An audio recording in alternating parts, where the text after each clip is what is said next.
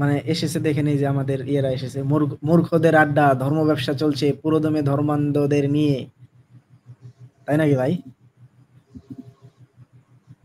আমরা তো ভাই হেলিকপ্টারও নাই আমাদের, ওয়াজের মাহফিলও যাওয়ার ভাই না, কি করবো কোন? এগুলোতে আমাদের কইরে ধরে খাইতে হয়। জি ভাই, আহ, যারাই যখন হক কথা বলছেন, তো হক কথার বিরুদ্ধে হয়তোবা শয়তানের প্ররোচনায় নয়তোবা জ্ঞান কম থাকার কারণে অনেকেই সেটার বিরোধিতা করছেন। রাসূলুল্লাহ সাল্লাল্লাহু আলাইহি সাল্লাম যখন কোরআনের বাণী মানুষের কাছে পৌঁছে দিয়েছেন, আমরা জানি যে রাসূল সাল্লাল্লাহু আলাইহি সাল্লামের উপর অনেক অত্যাচার করা হয়েছে, কাফেররা অনেক কথা বলছে, তারপরেও তিনি থেমে থাকেন নাই। আল্লাহর বাণী মানুষের কাছে পৌঁছে দেওয়ার জন্য নিজের জীবনকে বিলিয়ে দিয়েছেন শেষ মুহূর্ত পর্যন্ত। তা আমরাও সেই চেষ্টা করব ইনশাআল্লাহ, আল্লাহ যদি সহায় হন, আল্লাহ যদি পাশে থাকেন ইনশাআল্লাহ। যে আরো কারো কোনো প্রশ্ন থাকলে করতে পারেন। আমি ওই ভাইয়ের নামটাই তো বলতে পারতেছি না। ইটস বেব গেস্ট ভাইকে আমি স্টেজে আসার জন্য আমন্ত্রণ জানাচ্ছি। হুম। প্লিজ আপনি আমাদেরকে ধর্মের পথে আসার জন্য কিছু বাণী আমাদেরকে শোনায় যান। ঠিক বলেছেন, এটা আসলে খুবই দরকার। কারণ সবার কাছেই, আমাদের কাছে সব জ্ঞান নাই থাকতে পারে। জি, কন্টিনিউ করেন সঞ্জিত ভাই। আমাদের অন্তর ভাই আছেন, কিছু বলছেন না যে? ভাই আছি আছি আমি ভাই, আজকে প্রথম এরকম ইয়ে অ্যাড হলাম তো। এই তো আমাদের দেখেন ভাই, আমাদের আমাদের মাঝে দেখেন কে আসছে, দেখেন আমাদের দেখেন একজন কমেন্ট করছে যে আল্লাহর অস্তিত্বের প্রমাণ দেখান গুজামিল না দিয়ে, তাহলে এখনোই ধর্মের পথে আসবো, বা কোরআন যে সৃষ্টিকর্তার আল্লাহর বাণী তা প্রমাণ করেন।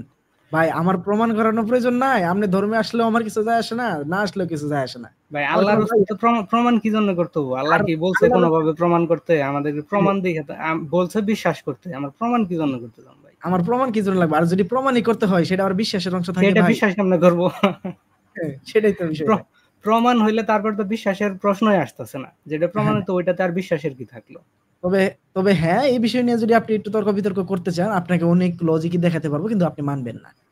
এটাই হলো মূল কথা। আপনি যে মানবেন না এটাও শিওর।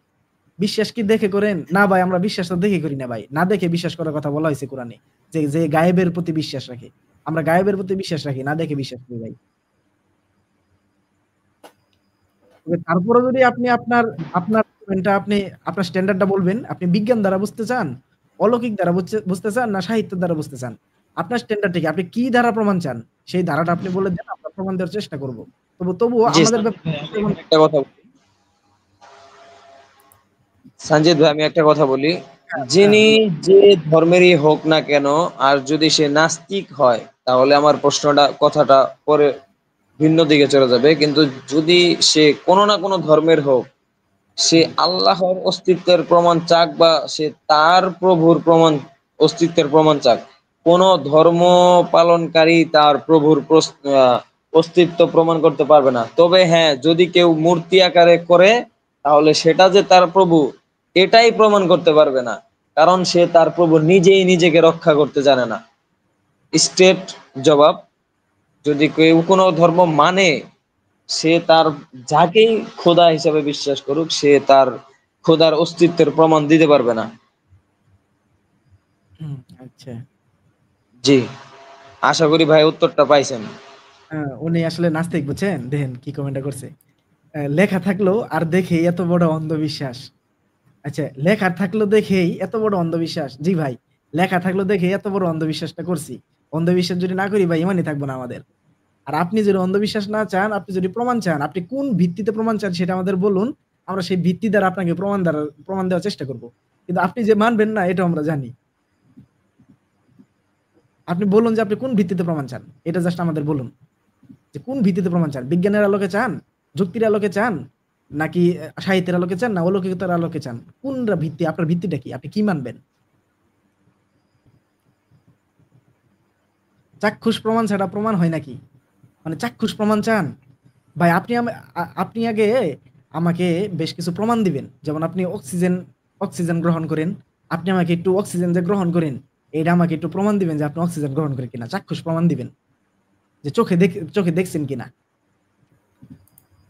কি বলতেছে চাক্ষুষ প্রমাণ ছাড়া প্রমাণ হয় নাকি? তাও মহাবিশ্বের সৃষ্টিকর্তা। এমনিতে তো প্রমাণ নিয়ে তো আমরা পড়েই নাই। মানে আমরা তো আমাদের তো প্রমাণ প্রমাণ চিন্তাই করি দরকারই না। নাই। এখন দরকারই তারপর নাই আপনি আমরা। বারবার বলতেছেন যে আপনি কোন লজিক চান বা কেমনে এটা বুঝতে চান, সে তো তাও হ্যাঁ। বলতেছে না। ওই যে তাও কিছু বলবো না, হয়তো চলেন চলেন বালিশ বালিশ চাপা চাপা দিয়ে দেই তাহলে তাহলে দেন। বুঝবেন। ভাই আমরাও সেটাই কইতেছি। চলেন আমরা মরি তারপর বুঝবনি আল্লাহ আছে নাকি নাই। আরে চলেন সিম্পল আমরা একটা মরি। প্রশ্ন করা হইতাছে যে আপনি মানে কোন যুক্তিতে আপনি বিশ্বাস করবেন, বিজ্ঞান দিয়ে না যুক্তি প্রমাণ দিয়ে, কি দিয়ে? ওইটাও হ্যাঁ, বলতে পারতেছে না। সেটাই। কি চান আপনি? আপনি বালিশ চাপা দিয়ে অক্সিজেন প্রমাণ করতে চান। চলেন আমরা মরি, আপনাকে মারি। মারার পরে প্রমাণ দেই যে আল্লাহ আছে নাকি নাই। এটা হাস্যকর একটা কমেন্ট করলো ভাই যে বালিশ চাপা দিয়ে সে অক্সিজেনের প্রমাণ দিবে। হাস্যকর। আমি ভাইকে প্রশ্ন করব যে ভাই, বালিশ চাপা দিলে অক্সিজেনের প্রমাণ হয় না। অক্সিজেন কি আপনি দেখেন? অক্সিজেন যে আপনি নিচ্ছেন, অক্সিজেন কি আপনি দেখে নিচ্ছেন? না ভাই, বালিশ চাপা দেওয়ার ডিউরেশনটা একটু বাড়াইলে তাইলেই তো আল্লাহর প্রমাণ পাওয়া যাবে সে। হ্যাঁ, হ্যাঁ, হ্যাঁ। একটু এই যে ডিউরেশনটা উপায় বাড়াই দিও। একটাই, হ্যাঁ, ডিউরেশনটা শুধু একটু বাড়াইতে হবে। যাই হোক। আসলে কোন ভিত্তিতে প্রমাণ চাই এটাই বলতেছে না। এটা বললেন একটা বিষয় আছে। বিজ্ঞান দ্বারা বা যুক্তি দ্বারা চাইলেন একটা বিষয় আছে। চাক্ষুষ প্রমাণ চায়। চাক্ষুষ প্রমাণ তো আমরা বলেই দিলাম যে অক্সিজেনের প্রমাণটা দেন তাহলে চাক্ষুষ প্রমাণ আমরা দিমু। আর চাক্ষুষ জি প্রমাণ ভাই। চাইতে মরতে হবো। মরলেই চাক্ষুষ প্রমাণটা পেয়ে যাবেন। হ্যাঁ, জি ভাই, মরলে আল্লাহকে জিনিস সে হারে হারে টের পাবে। তবে হ্যাঁ। যাই হোক, এখানে হাস্যকর তো কোনো যাই হোক, কথা আমরা আমরা মাহমুদ সিরিয়াস। ভাই, জি। হ্যাঁ, তাকে মূলত আমরা উপহাস না করি। তবে তার পক্ষে তার প্রেক্ষিতে আমরা একটা কথাই বলতে চাই। যে এই যে আপনি একটু ভাবুন ভাই, বুঝছেন? জাস্ট একটু ভাববেন যে এই যে আমরা যে আল্লাহর মানে আল্লাহকে একমাত্র ইলাহ মেনে, একমাত্র আ ইবাদত দাতা হিসেবে মেনে, মানে যিনি আমাদেরকে বিধান দিয়েছেন, বিধানদাতা হিসেবে মেনে যে আমরা চলতেছি, তার বিধান অনুযায়ী যে আমরা ভালো কাজ করতেছি, খারাপ কাজ থেকে বিরত থাকতেছি। এই যে বিষয়টা আমরা দুনিয়াতে কোনো ঝগড়া ফ্যাসাদ করতে চাচ্ছি না। আমাদের মানুষের ফিতরত বেশ কিছু ভুল হয়ে যেতে পারে। কিন্তু তারপরেও আমরা সেভাবে জীবনকে পরিচালিত করতেছি যাতে আপনারা ভালো থাকতে পারেন। আপনাদের মতো মানুষ যাতে ভালো থাকতে পারে। যারা কিনা এই যে আল্লাহকে নিয়ে গালিগালাজ করলেন কিন্তু আমরা চাই না আপনাকে গালিগালাজ করতে। আল্লাহ তাআলা বলেছেন যে, "যতই গালিগালাজ দেই তোমরা কিছু বলবা না।" সুন্দর মতো আল্লাহ তাআলা বলছে, "তারা সালাম দিয়ে আইসা পড়বা।" এরকম একটা কথা আল্লাহ তাআলা আমাদের কোরআনে বলেছেন। এই যে আমরা ভালোভাবে চলার চেষ্টা করতেছি। এখন ধরুন আমি মারা গেলাম। আমি মারা যাওয়ার পরে আমি নয় দেখলাম না যে আল্লাহ নাই। আমি নয় দেখলাম না। আপনার কথা অনুযায়ী ধরতেছি। আমি নয় দেখলাম যে না আল্লাহ-টাল্লাহ কেউ কোন কিছু নাই, কোন সৃষ্টিকর্তা নাই। এটা আমি আপনার কথা অনুযায়ী ধরে নেন তর্কের খাতিরে বুঝলাম। কিন্তু আপনি যদি মারা যান, আপনি যদি গিয়ে যদি দেখেন যে আদৌ আল্লাহ আছে, তখন আপনার কি অবস্থাটা হবে? কারণ আপনি তো আল্লাহকে বিশ্বাসই করেন নাই। আজকে আপনি আল্লাহ তাআলার প্রমাণ চাচ্ছেন। আল্লাহ তাআলার প্রমাণ তো এখন আপনি চাচ্ছেন না। হয়তোবা ১০ বছর পর আল্লাহ তাআলার প্রমাণ কেউ বিজ্ঞান করে দিবে। যে হ্যাঁ, সৃষ্টিকর্তার প্রমাণ আছে। কারণ এক টাইমে মানুষ মনে করত পৃথিবী সমতল। সেটা মানুষ মনে করত। কিন্তু পরবর্তীতে যখন মানুষরা জানতে পারল যে না পৃথিবী সমতল না, পৃথিবী হলো ডিম্বাকৃতি। কিন্তু যারা আগবর্তীতে পৃথিবী সমতল এই কথা জেনে কোরআনের আয়াতকে অস্বীকার করেছে যে কোরআনে তো পৃথিবীকে ডিম্বাকৃতি বলা হইছে। দাহাহা বলা হইছে। দাহাহা তো উট পাখির ডিম। সেখানে তারা যদি কোরআনকে অস্বীকার করে এই যে কোরআনে বলতেছে যে দাহাহা উট পাখির ডিমের মতো কিন্তু কিন্তু আমরা তো জানি পৃথিবী সমতল। সে যদি এটা জেনে যদি সে মৃত্যুবরণ করে এটা ভেবে যে আমি কোরআনের আয়াতটাকে মানলাম না। কোরআন বলতেছে যে আ ডিম্বাকৃতি। তখন এই কয়েক বছর পরে যখন আবিষ্কার হলো যে না পৃথিবী আসলে ডিম্বাকৃতি, তখন সে যখন এখন মারা যাওয়ার পরে যখন এই বিষয়টা জানবে, তার অবস্থাটা কি হবে? আপনার অবস্থাটা কি হবে? আপনি জাস্ট এটা ভাবুন। আজকে আপনি ঈশ্বরের প্রমাণ চাচ্ছেন। ঈশ্বরের প্রমাণ কেউ ১০ বছর পরে প্রমাণ করে দিল। আপনি এখন প্রমাণ পাচ্ছেন না। কারণ সবকিছুর প্রমাণ সবসময় হয় না। অনেক সময় পরবর্তীতে সেটা বিজ্ঞান প্রমাণ করে দেয়। আপনি যখন মারা যাবেন তখন দেখবেন যে এহে আমার মারা যাওয়ার ২০ বছর পরে তো এটা প্রমাণ হইছে। কিন্তু আমি তো না বুঝে করে আইছি। আপনার অবস্থাটা কি হবে? আমরা নয় মাটির সাথে ধুলোয় মিশে গেলাম, একটা কাঠ হয়ে গেলাম আপনাদের কথা মতো। আমরা প্রকৃতিতে মিশে গেলাম। কিন্তু আমরা তো ভালো কাজ করে গেছি। আমরা নয় মিশে গেলাম। আমাদের কোনো লাভ লস নাই। কিন্তু আপনার কি লস হবে না? আপনি কি এই রিস্কটা নিতে প্রস্তুত? এই উত্তরটা একটু দিবেন। দেখি উনি কি দেখেন কি বলতেছে? দেখেন কইতাছে কি?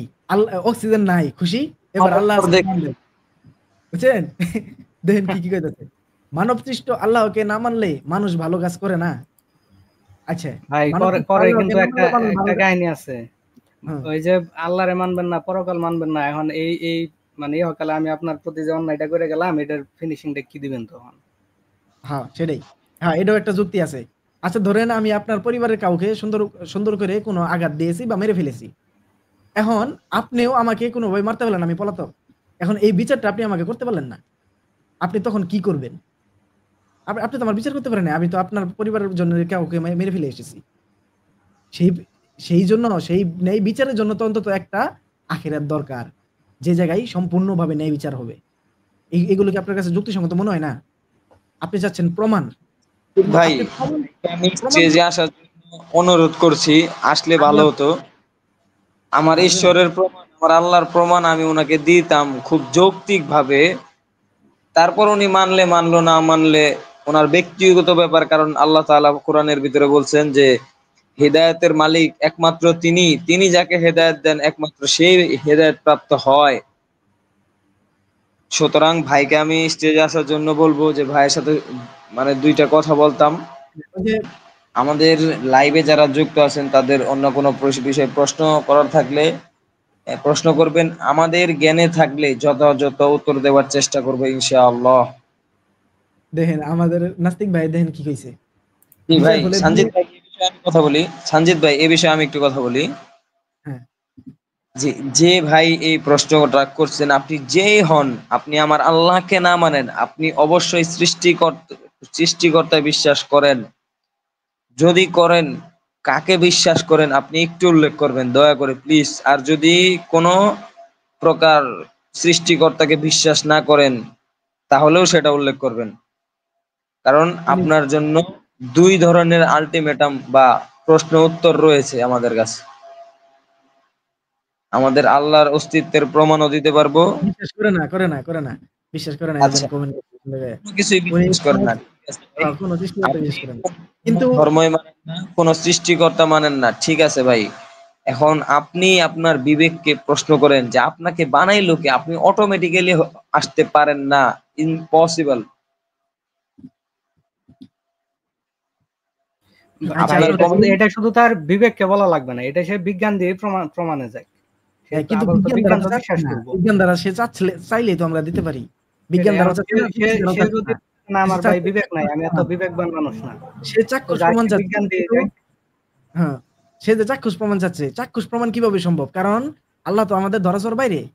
আল্লাহ তো আমাদেরকে বলতেই আছেন যে সূরা আশ-শূরার 11 নম্বর আয়াতে পৃথিবীর কোনো কিছুর সাথে তার কোনো সাদৃশ্য নাই। ভাই সূরা এইটাতে আশ-শূরার একটা 11 নম্বর একটা আয়াত। ননসেন্স কথা, একটা প্রমাণ দিলে ওইখানে আপনি কি বিশ্বাস করবেন? এরপর আর বিশ্বাসের আমি কি তো থাকবে? বললামই ভাই প্রমাণ দিব তো। চলেন আপনি একটু টোটাল মরেন ননসেন্স। ভাই, তারপর প্রমাণ দিতেছি। আচ্ছা, আমরা তার সাথে কথা না বলি, সে কোনো সৃষ্টিকর্তায় বিশ্বাস করে না। আমরা সিনি তাকে, বলতেছে আমাকে কে বানালো ভিডিও দেন।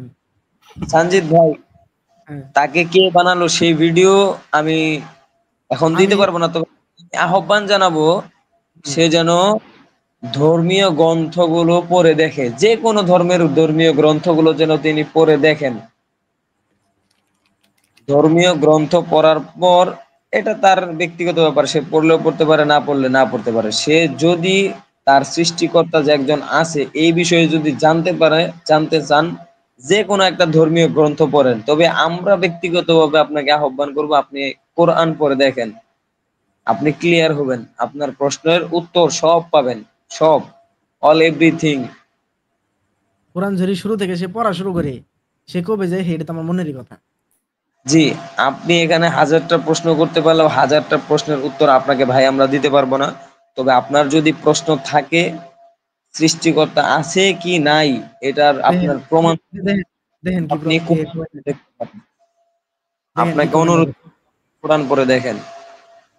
দেখেন কি কমেন্টটা করছে। পড়ে দেখেছি কোরআনে সব কপি পেস্ট লেখা, যেগুলো আগে অন্য ধর্মে ছিল। ভাই অন্য ধর্মে ছিল না, অন্য ধর্ম গ্রন্থগুলোতে যে ছিল ওগুলো তো আল্লাহ তাআলারই গ্রন্থ আছিল রে ভাই।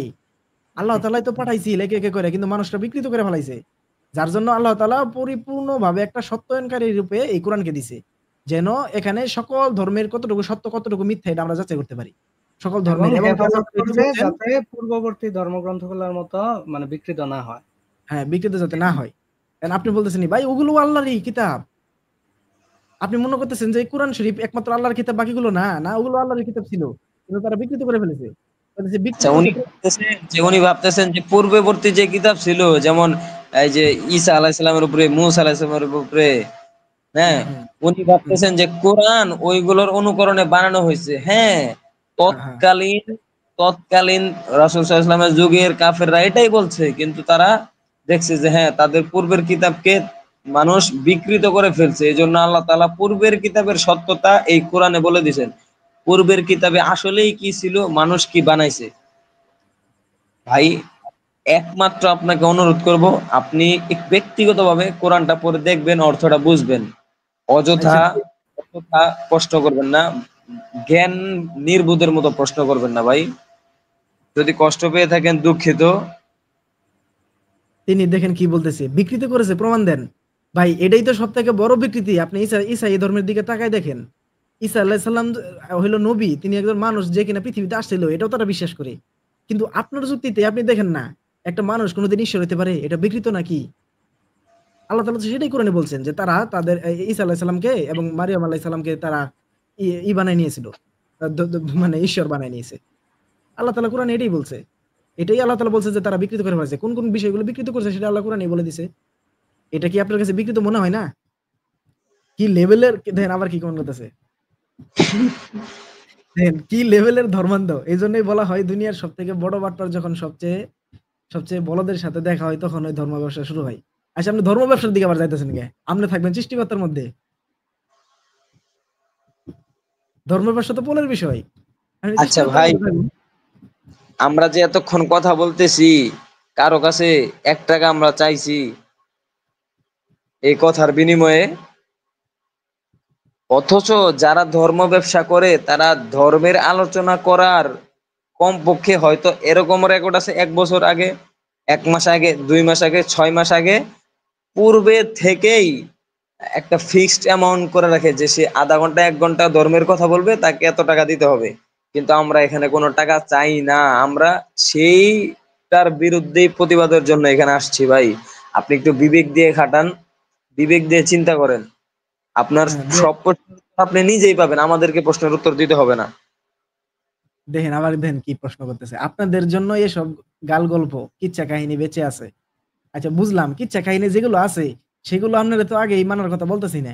আপনি যদি বিজ্ঞান দ্বারা বুঝেন তাহলে বিজ্ঞানগুলো আগে পড়েন। কিচ্ছা কাহিনী যেগুলো বলতেছেন সেগুলো অলৌকিক যুগের কাহিনী।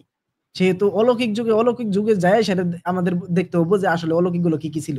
আপনি বিজ্ঞানের যুগে থাকে তো অলৌকিক যুগের কথা আপনি প্রমাণ করতে পারবেন না। সেখানে যাই আপনার প্রমাণ করতে হবো। সেহেতু বিজ্ঞানের যুগে আছেন, আপনি বিজ্ঞানগুলোই দেন। বিজ্ঞান দ্বারা প্রমাণ করেন। এবং আপনি আসলে কোনটা বিশ্বাস করেন এটাই তো আমি বুঝতেছি না। বিজ্ঞান বিশ্বাস করেন, যুক্তি বিশ্বাস করেন, আপনি বলতেছেন চাক্ষুষ প্রমাণ। আপনারা যদি বলতেই আছি যে ভাই আসেন আপনি মরেন, তাহলে চাক্ষুষ প্রমাণ দিতেছি। একটু খালি মইরা দেখেন, তারপরে চাক্ষুষ প্রমাণ এখন দিতেছি। কমেন্ট করছে দেখো, এখন কি কমেন্ট করছে দেখো। হ্যাঁ, আপনারা চান না মনিটাইজেশন পেলে লাফানো শুরু করবেন। ওটা ওই ভাই ওটার সাথে সৃষ্টিকর্তার কি সম্পর্ক? আমাদের দোষ থাকলে কি সৃষ্টিকর্তার কোনো যায় আসে? আমাদের দোষ গুণ সেটা আমাদের কাছে। এর জন্য আপনি সৃষ্টিকর্তার বিচার ভাই করতে পারেন না। সে কনফিউজড হয়ে গেছে ভাই। এখন যে মানে সে কি রাখে কি বলবো এখন এটা আর কি বলবো এটা মাথার তো মাথা ঠিক মুশকিল। নাই। ভাই মনিটাইজেশন পেলে লাফানো ভাই এটা আমি আমার আমার প্রতি এলিগেশন দিতেছেন। আপনি করবেন হলো ঈশ্বরের প্রতি এলিগেশন। ঈশ্বরের প্রতি এলিগেশন দিবার যে আমার এলিগেশন দিয়ে তো ঈশ্বরের এলিগেশন দিতে পারেন না। ভাই, এই আপনি আপনার কন্টেন্টস ঠিক করেন। আপনি কোন বিষয়বস্তুর উপরে কথা বলবেন সেই বিষয়বস্তু আগে ঠিক করেন, তারপর আপনি প্রশ্ন করেন। আজাইরে প্রশ্ন আমাদেরকে করে বিরক্ত করেন না, আমাদেরকে আমাদের ধর্মের কাজ করতে দেন। আপনার যদি ভালো না লাগে, পছন্দ যদি না হয়, ভাই আপনাকে সম্মানের সহিত বলবো, আপনি আমাদের আপনার তো এই রাইটই নাই একজনের ধর্মকে আপনাকে ছোট করার। এই রাইটই আপনার নাই, আপনাকে কেউ দেয় নাই। কোন, আপনি যে দেশে বাস করেন সেই দেশের রাষ্ট্রপ্রধানও দেয় নাই। আপনি কোন ধর্ম না মানলেও আপনাকে কেউ এই রাইট দেয় নাই অন্য জনের ধর্মকে ছোট করা। সুতরাং বলবো, প্লিজ আপনি আপনার কাজ করেন, আমরা আমাদের কাজ করি। ওই গেস্ট ভাইয়ের কাছে আমার ওই যে প্রশ্ন আছে একটা, যে তাহলে কি যে মহাবিশ্ব যত গ্রহ নক্ষত্র আছে এগুলা এগুলা কি কোনো সৃষ্টিকর্তা নাই, এগুলা কি এমনি এমনি আসছে নাকি? ওর কথা অনুযায়ী এমনি এমনি আইছে। ও এমনি এমনি হইছে। সে যে তার পিতার পেট থেকে হইছে এটা তো চাক্ষুষ দেখছে। তার পিতাকে তো সে বিশ্বাস করতেছে না। যে আমার বাবা আসলে কেরা? সে তো চাক্ষুষ দেখে নাই।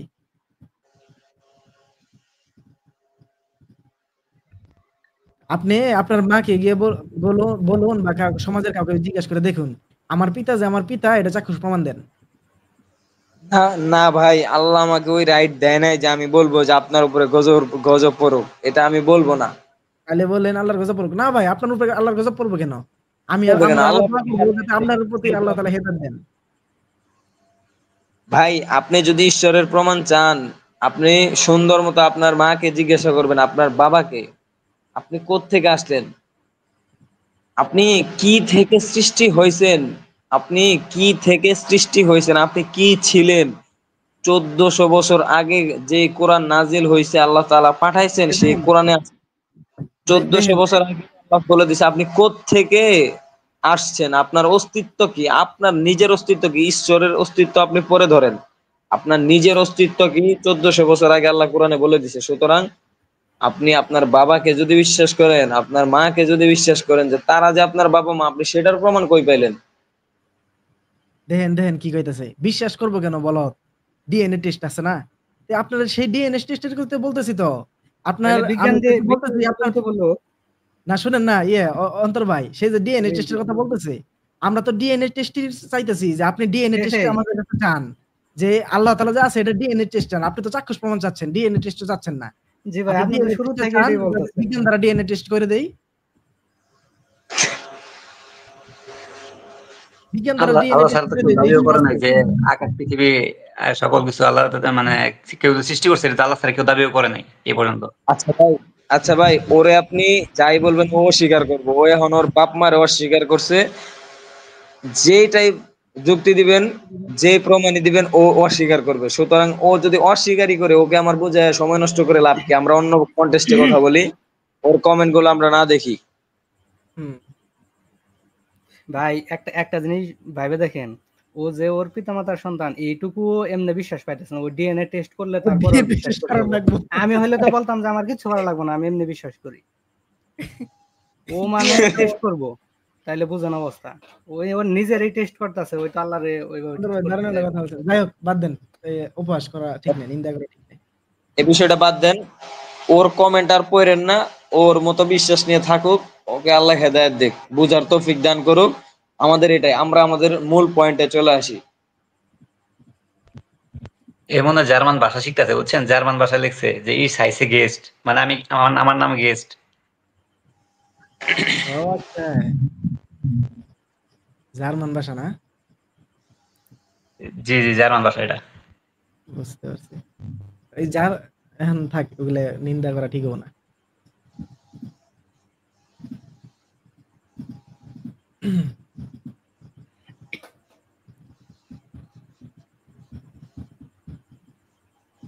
ওই জন্যই ভাই আসলে বিশ্বাস জিনিসটা কি এটা কিন্তু অনেকে বুঝে না। ওই যে হুম, মানে বিশ্বাস, আমরা একটা ধারণা আছে যে এটা বিশ্বাস, আসলে বিশ্বাসের একটু আছে। ধরেন আমি আমার পরিচিত কেউ একজন বাজারে গেছে, তো আমি তার ফোন করে বলে দিছি আসার সময় এটা আইনো। তো এখন আমি বিশ্বাস করতে সে এটা আনবো, এখন আমার যদি বলো ও যে এটা আনবো এখন তুমি প্রমাণ দাও, তো এখন এটা কি প্রমাণের বিষয়? এটা আমার মধ্যে একটা বিশ্বাস আছে যে ওর প্রতি আছে, ওই আনবে। এখন এটা আমার আচ্ছা, কেউ প্রমাণ দিতে বললাম, প্রমাণ দিতে পারবো? আচ্ছা দিন ইসলাম ভাই, সঞ্জিত জি ভাই, ভাই। আমরা আসলে যে জিনিসটা বুঝাই, ওনার প্রশ্নের ভিতরে আমাদের শিক্ষণীয় কিছু কথা আছে, এটা আপনি খেয়াল করছেন কিনা আমি জানি না, আমার মাথায় বাড়ি দিছে। কোনটা উনি ভাই? যে বিষয়টা বুঝাচ্ছে ভাই, আমরা আমরা অধিকাংশ রাই ইসলামকে আমরা অন্ধভাবে বিশ্বাস করতেছি, কিছু কিছু বিধানকে। যেমন সে একজন নাস্তিক, তিনি কোনো সৃষ্টিকর্তায় বিশ্বাস করে না, কিন্তু আমরা মুসলমানরা আদৌ কি ইসলামকে সঠিকভাবে মানতেছি কিনা, নাকি অন্ধের মতো বিশ্বাস করতেছি, উনি এটাই প্রমাণ করতে চাইতেছে। আমরা আসলে সাধারণ মানুষ যারা আছি, আমরা যারা কোরআনের সঠিক জ্ঞানটা আমাদের পরিপূর্ণ নাই, আমরা আসলে কিভাবে ইসলামকে দিন দেখছি, কিভাবে বিবেচনা করতেছি, কিভাবে আমল করতেছি। মাহবুব ভাই ভালো একটু পজিটিভ ভাবে নিছেন। যদিও তার অন্যরকম ছিল, এই অন্যরকম আপনি যে ওর লাস্ট কমেন্টটা দেখেন, পড়ে দেখেন ও কি আসলে বোঝাইতে চাইছে। এসব বিশ্বাস আমারও ছিল। পরে দেখি নারী পিপাসু মোহাম্মদ কাহিনী। আপনি কি ভাই মুসলিম ছিলেন আগে একটু বলেন তো? আপনি কি ভাই মুসলিম ছিলেন?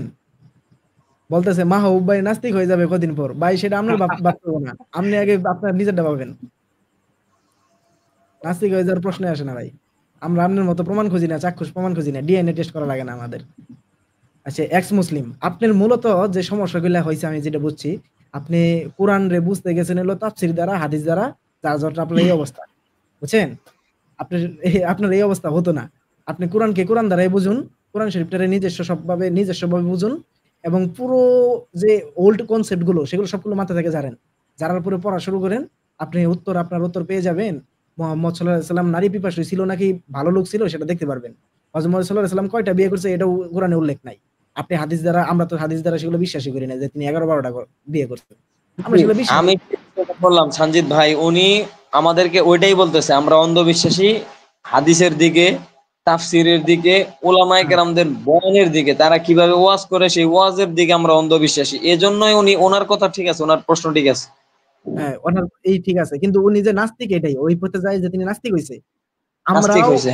হ্যাঁ, আমরা ওই পথে গেছি কিন্তু আমরা কোরআনের ভিতরে আসছি।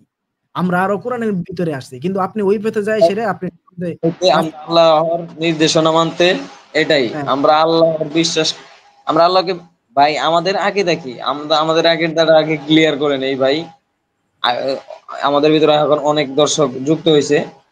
আমাদের আকীদাটা হচ্ছে, আমরা আল্লাহকে বিশ্বাস করি, তিনি আমাদের সৃষ্টিকর্তা, তিনি এক, তার কোনো শরীক নাই, নাই তার কোনো স্ত্রী, নাই কোনো পিতামাতা, নাই কোনো সন্তানাদি, তিনি একক, নাই তার কোনো আকৃতি।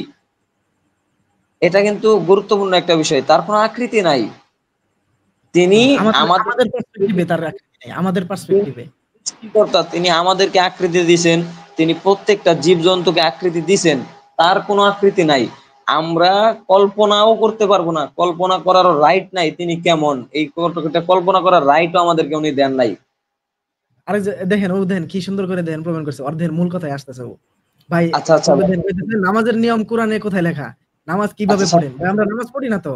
আমরা তো ভাই সালাত আমাদের কায়েম করি। আমাদের কোরআনে কথাটা তো নামাজের কথা নাই। ভাই তার আমাদের লেভেলটা ডাউন হয়ে গেল, খুব মানে ডাউনগ্রেড হয়ে গেল। শুরুতে হ্যাঁ, যেভাবে আসলো, এখন শেষ পর্যন্ত এই হাস্যকর প্রশ্ন করলো, নামাজ কিভাবে পড়েন। নামাজের কথা তো ভাই কোরআনে নাই। নামাজ আর পড়ার কি আছে? আমরা তো সালাত কায়েম করি। সালাতের নিয়ম যতটুকু আল্লাহ তাআলা দিয়েছে ততটুকু আমাদের জন্য যথেষ্ট। এর বাইরে যা আছে সবই হচ্ছে।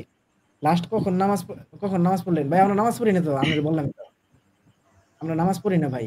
আমরা সালাত কায়েম করি।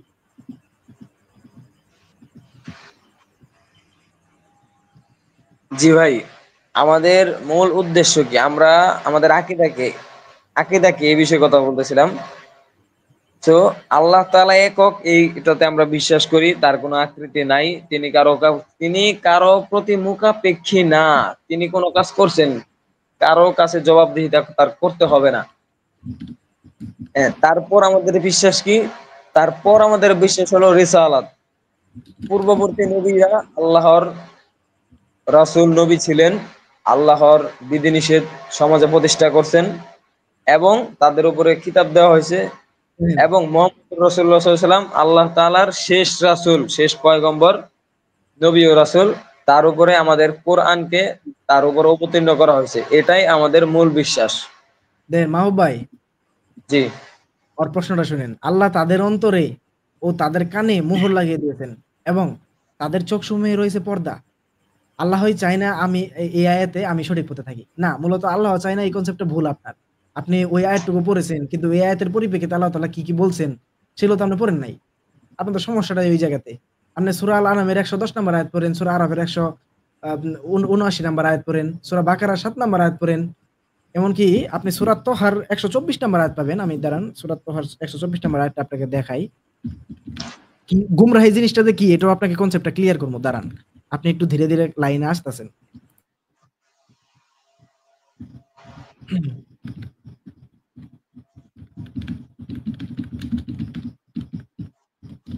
ভাই, তার প্রশ্নের ভিতরে একটা গভীর ভাব আছে।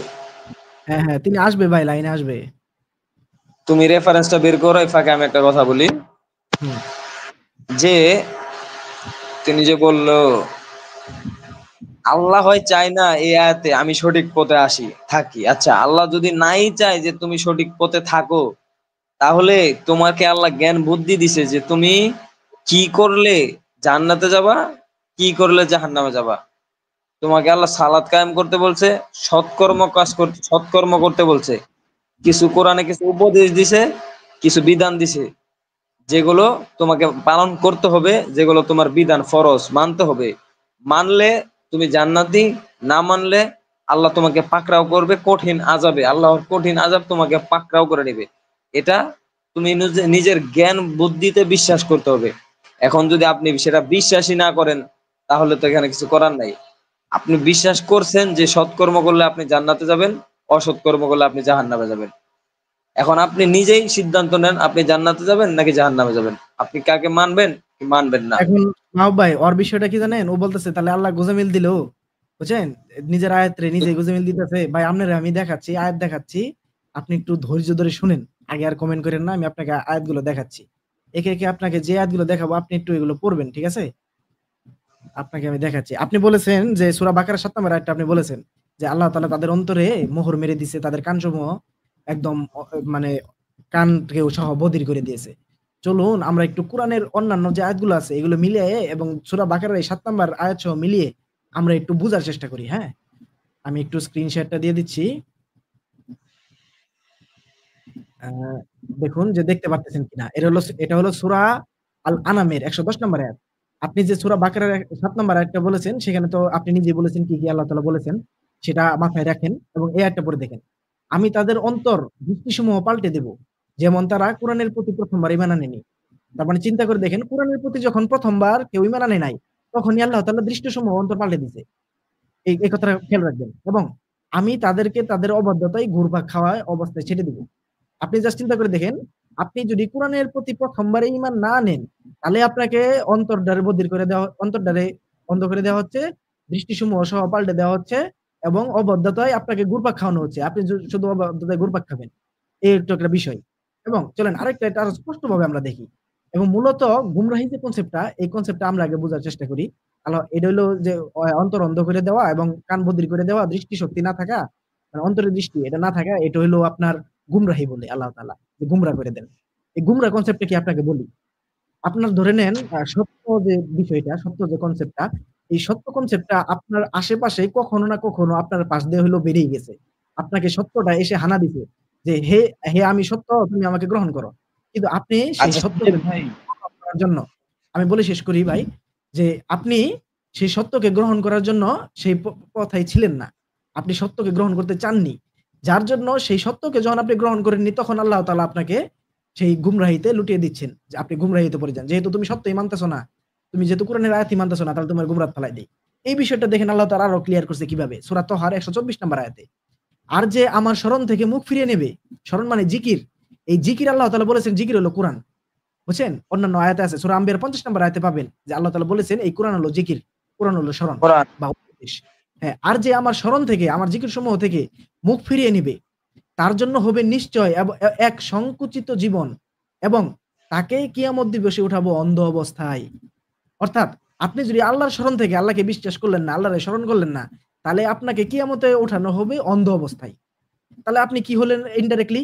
আপনি এই ৩ টা আয়াত মিলাই পড়েন। সূরা বাকারাতে বলতেছে তাদেরকে তাদের অন্তর মোহনকৃত করে দিছে আল্লাহ তাআলা। তাদেরকে কান সহ বধির করে দিছে। তাহলে কেন করে দিছে? এই যে আপনি আল্লাহর স্মরণ করেন নাই, মুখ ফিরায় নিছেন এবং যে এই যে সূরা আনামের ১১০ নম্বর আয়াতে আল্লাহ তাআলা বলতেছে যে আপনি কোরআনের প্রতি ১ম বার ঈমান আনেননি। যার জন্য আল্লাহ তাআলা আপনাকে অন্তরে মোহর মেরে দিয়েছেন। এটা আল্লাহ চাননি বলে আপনি হননি তা না। যেমন ধরেন আরেকটা আপনাকে এক্সাম্পল দেই। একটা এটা খুবই একটা বড় এক্সাম্পল ডক্টর জাকির নায়েক দিয়েছিল। খুবই একটা ভালো একটা এক্সাম্পল। যে একটা ক্লাসে একটা টিচার কিন্তু ছাত্রদের কিন্তু পড়ায়। সে যখন পড়ায় তখন সে কিন্তু জানে যে কোন ছাত্ররা পাস করবে, কোন ছাত্ররা ফেল করবে। সে সে কি বলল যে ফার্স্ট বেঞ্চের যে ছাত্ররা তাকে বলল, "এই তুই তো এ প্লাস পাবি বা তুই পাস করবি।" এরকম একটা কথা বলল, স্যারে বলল। এবং পিছনে যে বসে তাকে বলল, "এই ছেলেটা ফেল করবে।" দিন শেষে দেখা গেল পরীক্ষার পরে তাই হলো। যে ফার্স্ট বেঞ্চের ছেলেটা পাস করলো, সে শেষ বেঞ্চের ছেলেটা ফেল করলো। কিন্তু স্যার বলেছে বলে কি সে ফেল করলো? না। স্যার জানে যে সে ফেল করবে। কিন্তু স্যার কিন্তু তার কোন পরীক্ষাতে কিন্তু ইন্টারফেয়ার করেনি। স্যার কিন্তু পড়ানোর জন্য যথেষ্ট ট্রাই করছে। কিন্তু লাস্ট বেঞ্চের ছেলেটা কিন্তু পড়েনি। যার জন্য স্যার বলে দিল যে সে ফেল করবে। কিন্তু আল্লাহর রয়েছে ইলমে গায়েব। তিনি গায়েব জানেন। তার এইসব অনুমান করতে হয় না। সে ডাইরেক্ট বলে দিতে পারে যে আপনি নাস্তিক হইছেন, আপনি জাহান্নামে যাবেন, আল্লাহ ডাইরেক্ট বলে দিতে পারে। কিন্তু এই বলে এই না যে আপনার জীবনে আল্লাহ তাআলা ইন্টারফেয়ার করবে। আল্লাহ তাআলা আরেকটি আয়াতে বলেছে, আপনাকে যদি সেই আয়াতটি আমি দেখাই, সেখানে আল্লাহ তাআলা বলেছেন যে তুমি যদি পৃথিবীর অধিকাংশ মানুষদের যদি না, এরকম একটা কথা বলেছে যে আমি চাইলেই পৃথিবীর অধিকাংশ মানুষকে মুসলমান বানাতে পারতাম, বিশ্বাসী বানাতে পারতাম। কিন্তু আমি চাই না। আমি চাই পরীক্ষা থাকুক। আল্লাহ তাআলা এরকম ভাবে বলেছেন যে আল্লাহ চান হলে পরীক্ষা হোক। কিন্তু আল্লাহ চাইলে ইন্টারফেয়ার করতে পারতেন। আল্লাহ ইন্টারফেয়ার করতেছেন না। আল্লাহ জাস্ট অপারেটিং করতেছেন, জাস্ট দেখতেছেন। কিন্তু ইন্টারফেয়ার করতেছেন না। আমি আশা করি যে আপনি এই বিষয়টা বুঝতে পারছেন। আচ্ছা সঞ্জিত ভাই, দেখেন মূলত বিষয় হচ্ছে, ও চলে গেছে, ও বলছে আপনার চাইতে বহুত জ্ঞানী মানুষের ব্যাখ্যায় হাস্যকর লাগে, বাদ দেন। যাওয়ার আগে একটা কথাই বলি, এই আয়াতটা আজকে লাইভ শেষ হওয়ার পর আবার ভেবে দেখবেন, এমন ভাবে ভাববেন যেন আপনি কোনো ভয় বা আল্লাহর মুখাপেক্ষী না, দরকার হয় একটানা কয়েকদিন ভাববেন। হ্যাঁ, তো ভাই, ও যে বিষয়টা বুঝাইতে চাচ্ছে, ওকে শয়তান কিন্তু নেক্সট সুরতে ধোঁকা দেয়, একটা জিনিস মাথায় রাখবেন। হ্যাঁ, হ্যাঁ। ওকে এমন ভাবে এখানে শয়তান ওকে এন্ট্রি করাবে যাতে ওর কথায় আমরা কিছু প্রভাবিত হই, আবার হুম। ওকে ভুলও বলি, মানে দুইটাই। পরে এটা নিয়ে হ্যাঁ, এটা নিয়ে হ্যাঁ, মাহবুব ভাই একটা আয়াত পড়ছিলেন কোন সময় যে যারা কাফির, যারা অবিশ্বাস করে, তারা কোরআনের আয়াত শুনলে বিভিন্ন কিছু শয়তানের মতো শুরু হয় তাদের মনে। একটা আয়াত পড়ছিলেন। হ্যাঁ হ্যাঁ হ্যাঁ হ্যাঁ? তারা সহ্য করতে পারে না কিন্তু। ঠিক খেয়াল দেখেন যখন রাখার- কোরআনের আয়াত বের করলাম তখনই কিন্তু সে চলে গেল। হ্যাঁ, আচ্ছা শোনো, এখন শয়তান নেক্সট সুরতে ধোঁকা দেয়। ও যে লাস্টে একটা কথা বলে গেল না, যে এই বিষয়টা নিয়ে ভাববেন, কয়েকদিন ভাববেন। হুম, মূলত বিষয়টা কিন্তু ও বলে নাই, ওর দিয়ে শয়তান বলাইছে। হুম। শয়তান অবশ্যই যদি ভাই আদম ভাই সে ভাই, হয়তো সে কি এটা বুঝতেছে যে আমরা আসলে মানে এক সময় মানে ওই যে সে যে এক্স মুসলিম, আমরা তো এরকম ছিলাম, মাঝখানে এইসব প্রশ্ন আমাদের মনে আসছে, আমরা এইসব নিয়ে ভাইবেই আবার এই জায়গায় আসছি। হ্যাঁ, জি, আমরা অলরেডি আপনার পথে যাওয়া শুরু করেছিলাম। তারপরে থেকে আমরা আবার এই যে ব্যাক করছি। বিষয়টা হলো এরকম। এটা আপনাকে সেটাই ইনডাইরেক্টলি এরকম। বলে রাখি। বিষয়টা হলো এরকম। আমাদের মাথায় অনেক প্রশ্ন আছে। হ্যাঁ, হ্যাঁ, এরকম কিছু। হাদিসে এটা বলতেছে, নবী তো এরকম, নবী তো এরকম। কিন্তু আমরা যখন দেখলাম না, কোরআনে আল্লাহ তাআলা সঠিকগুলো বলতেছেন, আমাদের বিবেকের সাথে মানানসই খাচ্ছে, তখন আমরা কোরআনকে একদম নির্দ্বিধায় বিশ্বাস করা শুরু করলাম। এখন কোরআনের যেকোনো আয়াত আপনি দেখাবেন, আমরা বলে দিতে পারবো যে এই আয়াতের এই আরেক জায়গায় এইভাবে বলে ৩ টা আয়াত মিলাই দিব, ২ টা আয়াত মিলাই দিব, দেখবেন আপনি বুঝে গেছেন। কিন্তু আপনি তো হ্যাঁ, শয়তানের জন্য মানবেন না। মানে সে আমি ওই ভাই, ভাবতেছে যে তার মাথায় এই প্রশ্ন এসে গেছে, আরে ভাই এগুলা তো আমাদের মাথায় আসছে, তারপরে তো আমরা এই অবস্থায়। দেন কি করবে? আমি শয়তান পারলো, আল্লাহ পাক পারলো না। আল্লাহ পাক চাইলেই পারতো ভাই। আল্লাহ পাক চায় না ইন্টারফেয়ার করতে। শয়তান এবং আমাদেরকে ছেড়ে দিছেন। আমরা দেখি কি করি, আল্লাহ তাআলা দেখতেছেন জাস্ট। বুঝছেন? আল্লাহ যদি ইন্টারফেয়ার করেন তাহলে তো আপনার আমার বিবেক দেওয়ার প্রয়োজন ছিল না। বিবেক কেন দিলেন? ফেরেশতাদের মতো হয়ে থাকতাম, আল্লাহ যা বলতো তাই করতাম। হ্যাঁ, শয়- তার মতে হইতাছে আল্লাহ নিজের অস্তিত্বের প্রমাণ দিব, আবার সে ভালো হুম। মন্দ করবো এই ব্যাপারে আল্লাহ কি তা ইন্টারফেয়ার করে বলছে? তারে ভালো পথে রাখবো, মানে আল্লাহ সবই তার জন্য করে দিব। হুম। তাহলে তোমারে বিবেক দিছে কেন ভাই? ঘাস কাটার জন্য? আল্লাহ তোমাকে বিবেক দিয়েছে, তুমি তোমার নিজের বিবেক দিয়ে তুমি সঠিকটা খুঁজে বের করবা, তুমি আল্লাহকে বিশ্বাস করবা, তুমি মানবা, তুমি নিজে বুঝবা। আল্লাহ তো তোমারে আল্লাহ তোমারে ভালো পথে রাখবো। তাহলে আল্লাহ তোমাকে বিবেকটা কেন দিছে? ঘাস কাটার জন্য তুমি যে প্রশ্নটা করতেছো, এটা কি দিয়ে করতেছো? অবশ্যই নিজের বিবেক দিয়ে প্রশ্ন করতেছো। এই বিবেকটা তুমি কই পাইছো? নিজে নিজে বানায় মাথার ভিতরে লাগাইছো? এই বিবেকটা তোমার আল্লাহ দিছে, এই বিশ্বাসটা ভাই তোমাকে করতে হবে।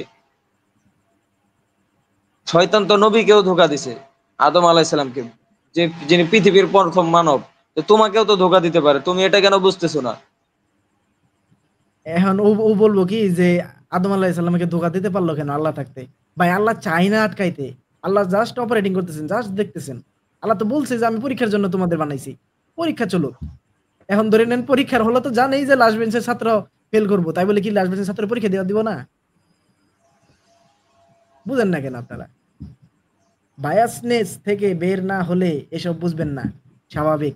না ভাই আমরা বায়াসনেসে এই বায়াসনেসে যাইতে চাই না যে বায়াসনেসে গেলে আমাদের বিবেককে বিক্রি করে দিতে হয়।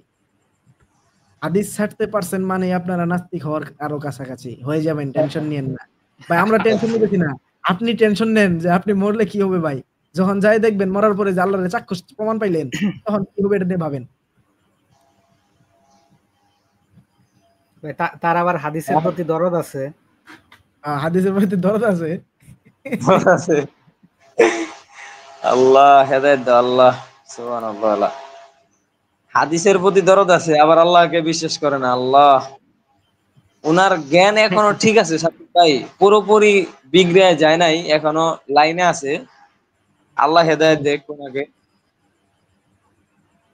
দেখেন না কইতেছে আমি মরলে আগুনে পুড়বো। ভাই সমস্যা নাই, আগুনে পুড়েন, পুরার পরে পুড়তে সময় একটু কইেন যে আমি আগুনে পুড়তাছি ভাই, আমার সেই লাগতাছে, এই কথাটা একটু কবেন, বুঝছেন? আমরা দূর থেকে যদি পারি আল্লাহ তাআলার কাছে বইলে শুনবো যে অমুক টাইমে একটা লাইভে লোক আইছিল, নাস্তিক লোক, তার অবস্থা কি করলো আল্লাহ একটু দেখাওছেন। আল্লাহ যদি দেখায় ভাই আপনার সাথে ভাই সাক্ষাৎ সাক্ষাৎ হইতে পারে হাসরের ময়দানে, আপনারা দেখমু, তখন ভাই কথা বলি। যাই হোক ভাই, আসলে তার জন্য মানে আমাদের একটা অনুরোধ থাকবো, সে কতদিন হইলো ইসলাম থেকে বেরোয় আসছে এটা তো আমরা জানি না। উনি মানে একটু সময় নিক, এই কোরআনের পিছনে আর একটু সময় দিক, দিয়ে সে দেখতে পারে আর কি। দেখেন কি কইতেছে, কারণ হাদিসে লুঙ্গি খুলে দেওয়া ধর্মের, তাই মানেন না আর কি। ভাই ধর্মের লুঙ্গি খুলে দেওয়া কিছু না তো। হাদিসে যে লুঙ্গি খুলে দেওয়া কইতেছেন, কোরআনই তো আর হাদিসের লুঙ্গি খুলে দিতেছে, বুঝছেন? হাদিসে ধর্মের লুঙ্গি খুলতেছে না, বরং কোরআন হাদিসের লুঙ্গি খুলে দিতেছে, যার জন্য আমরা হাদিস মানি না।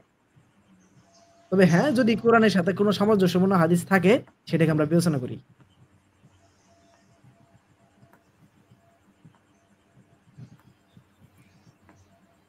আপনি তো পারলেনই না স্টেজে এসে একটু কথা বলতে, শুধু কমেন্ট করতেছেন। না ভাই, আমরা যদি হাদিস মানতাম তাইলে উনি একটু বলতে পারতো। হ্যাঁ, ও হাদিস মানলে কিন্তু তার কিন্তু যুক্তিগুলো তার কিন্তু জন্য একটু সুবিধা হইতো। হ্যাঁ, আর সুবিধা হইতো।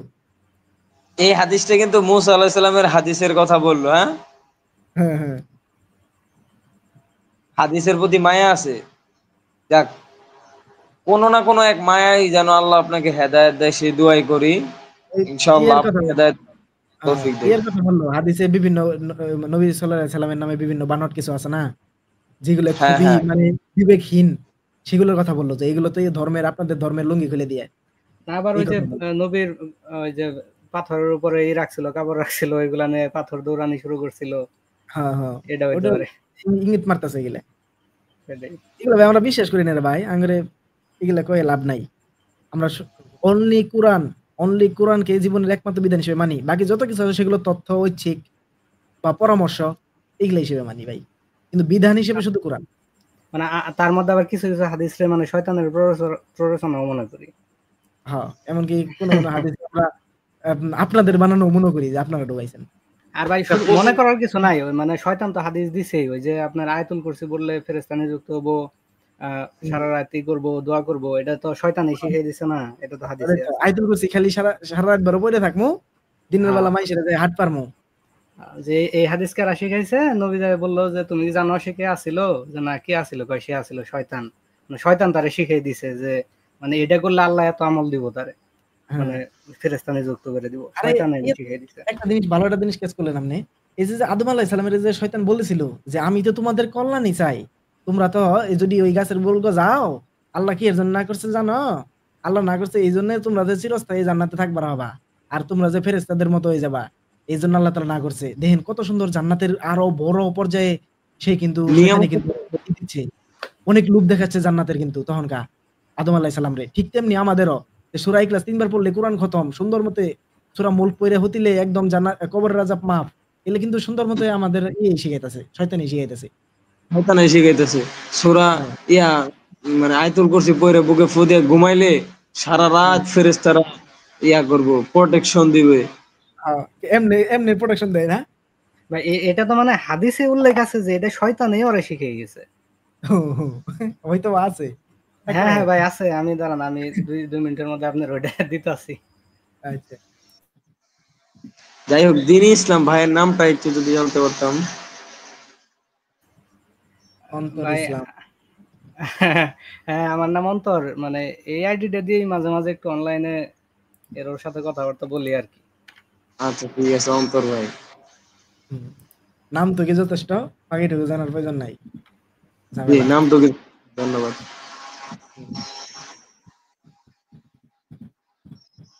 যাই হোক, অলরেডি আমাদের এখানে কি কইতাছে, কাজের বেলায় হাদিস মানেন দেখি না ভাই, হাদিস তো মানলাম না ভাই, হাদিস দ্বারাই হাদিসের লুঙ্গি খুললাম ভাই।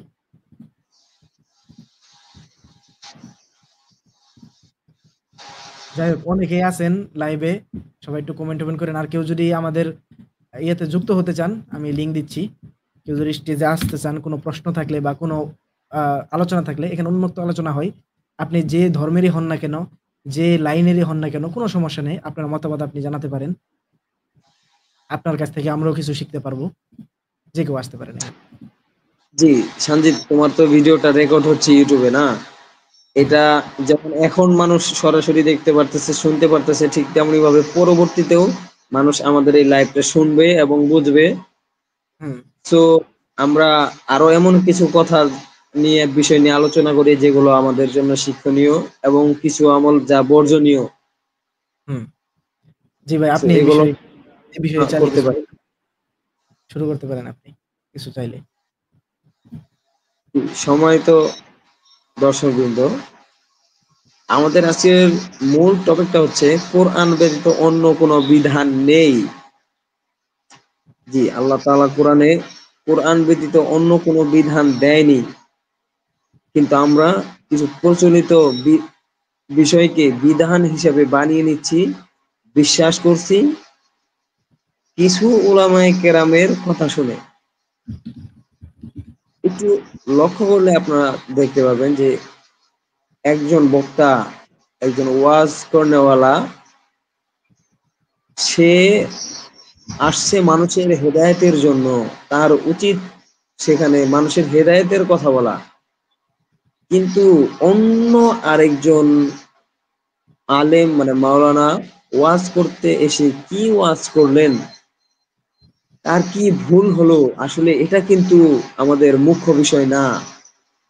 যে অন্য আরেকজন দিনী ভাই সে কি ভুল করছে, এটা আমি এখন আমার পাবলিকের সামনে বলে আমি আমার পপুলারিটি বাড়াবো। এখানে মূল বিষয়টা এমন হওয়া উচিত ছিল যে আমি যেহেতু বুঝতে পারলাম যে তার এই কথাটা ভুল হয়েছে, আমার ব্যক্তিগতভাবে তাকে বলে দেওয়া যে, সঞ্জিত ভাই, আপনি যে দর্শকদের সামনে এই কথাটা বললেন, আপনার এই কথাটা ভুল। তিনি যদি শুধরে নেয়, তাহলে আমার বলা উচিত যে আর এই কথাটা বলা বাড়ানোর কোনো উচিতই নাই, কোনো দরকারই নাই। কিন্তু সে যদি শুধরে না নেয়, সে যদি এটা আবার প্রচার করে, তাহলে আমাকে বলতে হবে যে হ্যাঁ, এটা তিনি ভুল করছেন।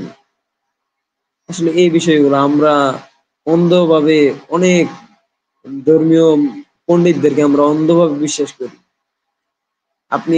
আপনারা হিন্দু ধর্মের দিকে যদি একটু তাকান, তারা আসলে কয়জন তাদের ধর্মগ্রন্থ পড়তেছে। তাদের ধর্মগ্রন্থে আমাদের নবীজির কথা বলা আছে, আল্লাহ যে এক এই কথা বলা আছে, আল্লাহর কোনো শরিক নাই, তার কোনো সমতুল্য কেউ নাই, এই কথা তাদের ধর্মগ্রন্থে বলা আছে। আপনি একটু আপনার খোঁজ নিলে জানতে পারবেন। আমাদের মুহাম্মদ রাসূলুল্লাহ সাল্লাল্লাহু আলাইহি সাল্লামের কথা তাদের ধর্মগ্রন্থে বলা আছে। সুতরাং তারা তো ধর্মগ্রন্থ পড়তেছে না, তারা তাদের পণ্ডিতদের কথা শুনে তাদের ধর্ম তারা অবলম্বন করতেছে। আমরা মুসলমানরা সেখানে একই কাজ করতেছি। আমরা আমাদের পণ্ডিতদের কথা শুনে, পীরদের কথা শুনে আমরা আমাদের ধর্মকে জাস্টিফাই করতেছি, বিচার করতেছি বা মানতেছি। আসলে আদৌ কি এটা উচিত? আদৌ কি এটা আমাদের দায়িত্বের ভিতরে পড়ে? কোরআন, আল্লাহর বিধান, আল্লাহর হুকুম মানার উপর পড়ে যে আমাকে যেভাবে বললো সেভাবেই আমল করলাম, আমি কোনো জাস্টিফাই করলাম না। একজন আলেম ইমাম বুখারী রহিমাহুল্লাহর পরিচয় দিতে গিয়ে বরঞ্চ তিনি এই এটা বোঝাতে চেয়েছিলেন যে কোনো একজন ব্যক্তি হয়তো ইমাম বুখারীর হাদিস অস্বীকার করছেন। তো সেখানে তিনি এটা বোঝাতে চাইছেন যে তুমি যে ইমাম বুখারীর হাদিস মানো না, তুমি কত বড় আলেম, তুমি কি জানো, তুমি কি পড়ছো, ইমাম বুখারী কে জানো? এই কথা বলে ইমাম বুখারীর মর্যাদা বৃদ্ধি করানোর জন্য তিনি ইমাম বুখারীর নামে এই কথা বলছে। যে আসলে এই কথাগুলা শোনার পর আপনি অবশ্যই বুঝতে পারবেন যে আর সত্য কি মিথ্যা। ইমাম বুখারী প্রতিদিন, প্রতি রাতে একবার করে কোরআন খতম করেন, প্রতিদিন 50 ওয়াক্ত তাহাজ্জুদ নামাজ পড়েন। তিনি, আমরা জানি তিনি হাদিস বিচারক ছিলেন, হাদিস নিয়ে গবেষণা করছেন। তো তিনি যদি সারাদিন হাদিস সংগ্রহ করেন, লেখেন, তারও তো ফ্যামিলি আছে, তার ফ্যামিলিকে সময় দেন, তার ধর্মীয় কর্ম নিজে করেন, এইগুলো করার পরে কোরআন 30 পারা, এক 30 পারা একদিনে, এই ধরনের কাজ করার পরেও, তার রুটি রুজি জোগাড় করার পরেও তিনি যদি 30 পারা কোরআন খতম করতে যায়, তাকে কতটুকু, কত কিলোমিটার স্পিডে কোরআনকে পড়তে হবে, তারপর একটা কোরআন সে একদিনে খতম করতে পারবে। এমনকি তিনি বলছেন যে 50 ওয়াক্ত, এই 50 রাকাত নফল ইবাদত করেন, রাতে 50 রাকাত নফল ইবাদত। আমরা যদি একটু সাধারণ দৃষ্টিভঙ্গিতে চিন্তা করি, আমরা সাধারণভাবে সুন্দরভাবে যে প্রচলিত সালাত যে আদায় করি বা পূর্বে করছি, সেই সালাত আদায় করতে গিয়ে, 1 রাকাত সালাত আদায় করতে গেলে ম্যাক্সিমাম ম্যাক্সিমাম 1.5 থেকে 2 মিনিট সময় লাগে, 1.5 থেকে 2 মিনিট সময় লাগে। তো 50 রাকাত সালাত আদায় করা ব্যাপার না, কিন্তু তিনি যে বললেন, তিনি তার প্রমাণ কোথায় পেলেন? নাই। কিন্তু তাকে, হ্যাঁ, তাকে তার সম্মান প্রদর্শন করতে গিয়ে তাকে আসমানে তুলে দিল। আসলে এটা কি আদৌ কি ঠিক হইলো? একজন ব্যক্তি নবীজির ভবিষ্যৎবাণী করতেছেন, আমরা অনেকে জানি আবু তোহা আদনান শাহ হুজুর।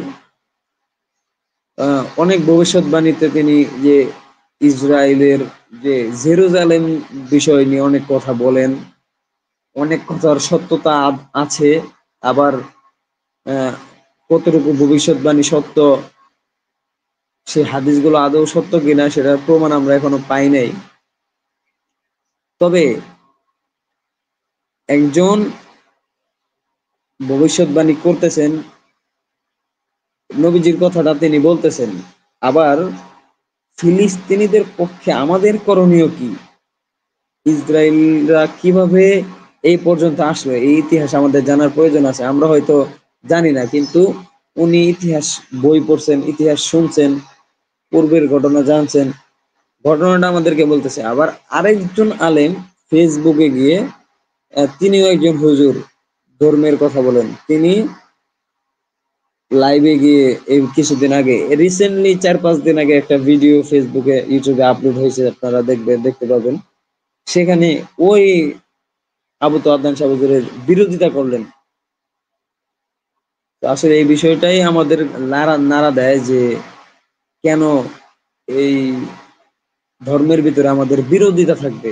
আমরা কেন একে অপরকে শত্রু মনে করব, একে অপরকে কাফের ফতোয়া দেব? আমরা এটাই চাই না। আমাদের ভিতরে যে বৈষম্য, হানাফি, সুন্নি, লামাজাবি, মালিকি, হ্যাঁ, এই যে দলে বিভক্ত হওয়া, এই বিভক্তটাই চাই না। আমরা চাই আল্লাহর কোরআনে ফিরে আসি, আল্লাহর কোরআন মানি, কোরআন অনুযায়ী আমল করি। আমরা মুসলমানরা ঐক্যে থাকতে চাই, আমরা একত্র হতে চাই, একত্রে থাকতে চাই, আমাদের ভিতরে মত ভেদাভেদ না থাকুক, এটাই আমরা চাই। আর আল্লাহ এটাই আদেশ করছেন, রাসূলুল্লাহ সাল্লাল্লাহু আলাইহি ওয়াসাল্লাম এটাই প্রতিষ্ঠা করে গেছেন, আমাদেরকে ঐক্যে থাকা উচিত।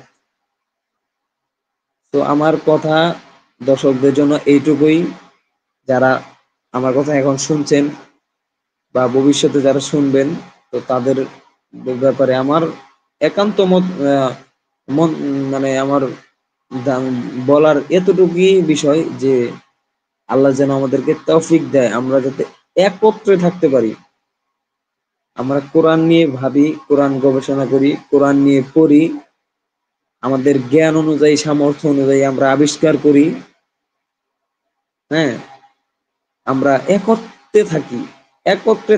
যে জিনিসটা, যে কথাটা আমাদেরকে, আমাদের ভিতরে মতভেদ তৈরি করে, আমাদেরকে আলাদা করে দেয়, আমাদের ভাই ভাইয়ের ভিতরে শত্রু তার সৃষ্টি করে দেয়, যে বিষয়টার কারণে আমার ভাই আমার শত্রু হয়ে যাচ্ছে, আমার আত্মীয় স্বজন আমার শত্রু হয়ে যাচ্ছে, সেই বিষয়টা আমরা বর্জন করে দেই না। আমরা এক আল্লাহর একাকিত্ব বিশ্বাস করি, আমরা রিসালাতে বিশ্বাস করি, এবং কোরআনকে মানি, কোরআনকেই বিধান হিসাবে মানি। আল্লাহ তাআলা কোরআনে বলে দিয়েছেন কোরআনই একমাত্র বিধান। সুতরাং সবার কাছে আমার একটাই অনুরোধ, আমরা একত্রে ফিরে আসি। আল্লাহ যেটা চায় আমরা ঐক্যের মধ্যে তৈরি হই, ঐক্যের ভিতরে থাকি, আল্লাহর প্রতি অনুগত হই, সৎকর্ম করি, সালাত আদায় করি, এটাই আমার চাওয়া। সো ধন্যবাদ সবাইকে। সঞ্জিত ভাই কন্টিনিউ করতে পারেন, আশা করি সবাই বুঝতে পারছেন। জি, আপনি খুব ভালো উপস্থাপন করেছেন। অনেক গুরুত্বপূর্ণ কথা বলেছেন। আপনাকে অসংখ্য ধন্যবাদ। আমাদের মাঝে ২ জন গেস্ট আসছেন, সাজিদ ভাই এবং আব্দুল হালিম ভাই। তারা চাইলে কিছু বলতে পারেন।